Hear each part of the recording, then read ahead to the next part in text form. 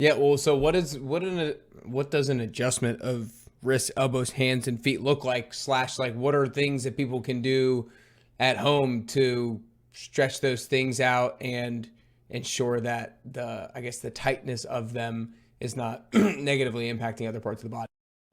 So I honestly I really haven't given many like wrist stretches, but if someone is doing a lot of repetitive activity, so I would say like a mechanic. Sometimes my people who are sitting at a desk a lot, I will just have them do a real basic stretch. You know, they're just pulling their hands down and like really stretching that area. Um, have you ever been adjusted before? I have. It's been a long time, actually, though. Okay.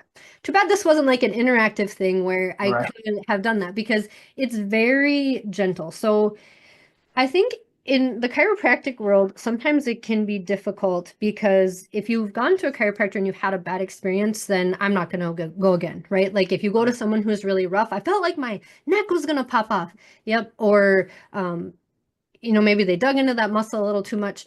And the funny thing is about chiropractic is that we are all so different. So you go to a bad hairstylist and you don't like your haircut, you're trying a new one. You go to a bad dentist, but you still need a filling, you're going to find a new one. And if you have had an experience like that with a chiropractor, I really encourage you to try someone different because I don't like a real rough adjustment, and I don't roughly adjust people. I don't adjust my husband because he wants to be manhandled, right? Like he just wants all this big cracking, and I think that it's very important to work on the muscles and deal with the inflammation and the nutritional aspect of things. I like to do more than that. I just don't think it's a whack 'em crack 'em. 5 minutes, let's do this and get out of here.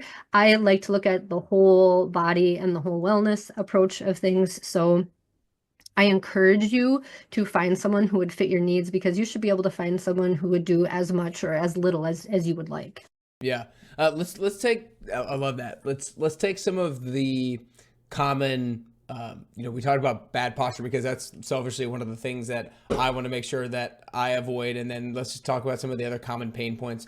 Oftentimes people have, whether it's low back or knees. But let's start with lower back. What are the things that when somebody's coming to you with low back pain, what are the things that you look for to see what is potentially causing that? And then B, depending on kind of what the answer to A is like, what are some of the things that we can do stretching wise, mobility wise, strengthening wise to help combat and be proactive with that kind of stuff? Um, when you mentioned the posture thing, one more thing. I like to take photos um of my children sitting with their friends because a lot of times my kids, because I will, I'm not like angry, but I'll even say to my husband, okay, like I'll tap everyone, like, okay, let's be aware of how we're sitting, right? Because it's just so common. So when you're out somewhere and you see a group of people like sitting in a row, I mean, not like it's gonna be fun for you, but it's fun for me to see that. So check that out. I always am aware of that. But low back pain. So many people think that their low back pain is because they have no abs and I'm weak. Could it be from that? Absolutely. But then you get these people who go home and they want to do all of these sit-ups and they think that's going to help all of their back pain and they haven't changed any type of eating habit and now we're just doing 50 sit-ups a day. Is that bad for you? No. But is that going to solve all of your problem? No. I would say the majority of chronic low back pain that I see is inflammation. And obviously our low back, think of when you bend. You're bending at the low back, right? How often are you bending? All the time. You're putting on your shoes, you're grabbing something out of the car. It's non-stop bending. So obviously it's going to be overused, but why at 43 for me, I'm getting out of bed in the morning and I'm okay, but my neighbor who is 43 can't get out of bed without, oh, it just takes me a hot minute. I got to warm up before I can bend over. Inflammation. And it's almost impossible to get away from that unless you are really aware of it. So obviously stretching helps, but and there's a few different supplements. I'm really big on you have to practice what you preach. So if someone is coming in and saying that they have all this pain and I'll recommend, let's say, fish oil because I think fish oil is really good for inflammation. I take that daily. Everyone in my house takes it daily. You need to think about it. I obviously think that the regular maintenance tune-up adjustment is good, but I'm not okay with just saying everything is due to, oh, I need to lose some weight. Yeah, well, a majority of people probably have 5, 10 pounds that they can lose, but that isn't the only problem. So structurally, you got to get that taken care of.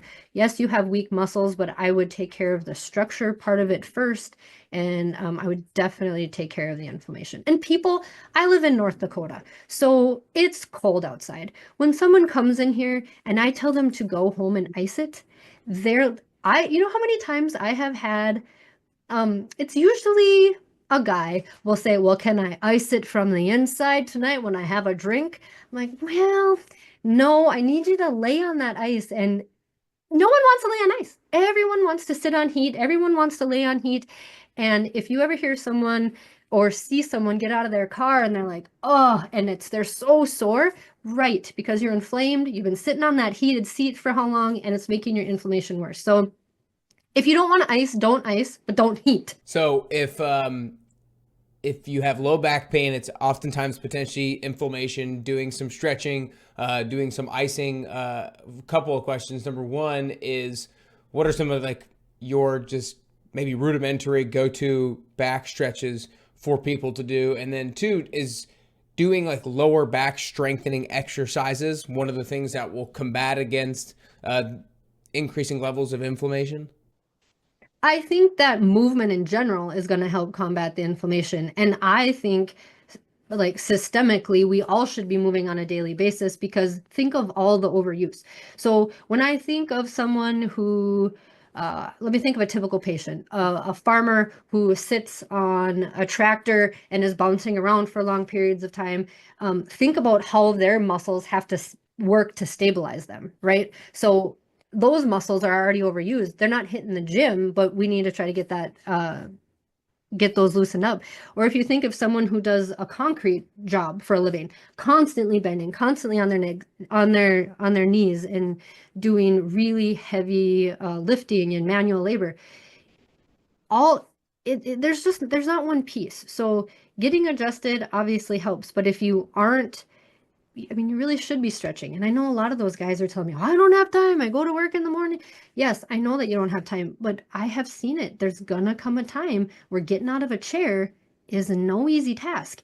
And there comes a point where you can't go back. You know, just like a vehicle, you can fix it up to a point, and then you just can't fix it anymore. So a rudimentary stretch, this is such an easy one. I like to tell people you can't do it. I'm going to call you lazy. It's because, and I say lazy in a lovely manner. Like, I really do have a good relationship with my patients, but um, just when you're in the shower, just bend over and try to touch your toes. And I'll get a lot of, "I can't touch my toes." Right. So just bend over, let that hot water run, stretch out those muscles a little bit.